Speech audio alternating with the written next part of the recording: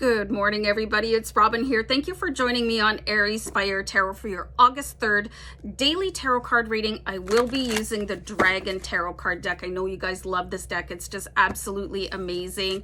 It always reminds me when I'm shuffling this deck and using it that we all have access to dragon guides. So if you guys don't know anything about dragon guides, I want to recommend a Steve Nobel invite your dragon guide in meditation. It's actually quite amazing. So dragon guides, they can really help us feel protected. They can help us fight our battles. And from what we've seen in the past couple days, it looks like you need some support. Okay, so aside from angels and ancestors, you do have dragons and unicorns out there to help you.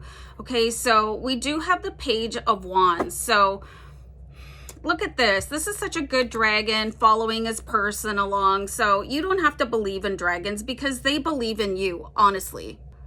I actually see where many of you could be experiencing this phenomenon, especially if you have a pet that passed over to the other side. Okay, let me know if you're experiencing this. Maybe getting like booped on the calf or something like that, or getting a tug on your pant leg, or just getting the impression that there is like this really warm energy around you. This is actually your dragon guide, and they want you to pay attention because it's like they have some sort of a secret that is going to unlock the door of your future. So I'd be really fascinated to know who is experiencing this phenomenon, like any sort of interaction that you might have experienced with a pet that crossed the rainbow bridge, and you're sort of having that now. And it's like, why is that happening? You know, this feels really crazy. It's actually your dragon guide. You're not hallucinating, okay? And with the Six of Wands, they're absolutely here to support you. So I really want you to take a big, deep breath and invite your dragon guide in, okay? Because the Six of Wands is very supportive. This is a very sort of a winning energy. So whatever it is that you're like looking for to experience in your life, whether it's travel or romance or money, your dragon guide is here to help you. And I feel like they're not getting enough love, okay? So they really, really want to help you with whatever it is. And again, now we've got the Six of Cups here, you guys. So you've got an angel number 66, and this is actually a very good angel number.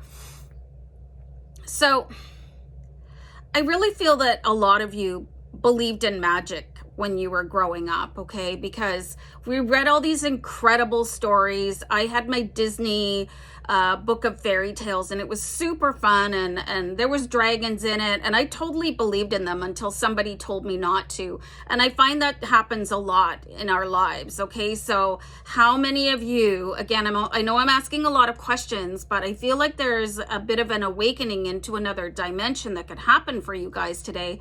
If you think back a little bit into your childhood memories and what books you read, and, you know, what pictures you drew, and, you know, what kind of movies you watched, because is it Cinderella has a big dragon in it? I think they all do, but anyway. And then there's that movie where Sean Connery was the dragon, and that one was just really amazing. So what we think of as childhood fantasies are not necessarily fantasy at all, okay? So today fantasy could become reality, and this is really fascinating with the Six of Cups, because it's asking you to really just take a look at what you believed in when you were a child as far as magic, because things change and we lose our magic. You know, kids are given sort of a view into an alternate world before the 3D matrix programming takes over, and nothing is impossible through the eyes of a child, okay? So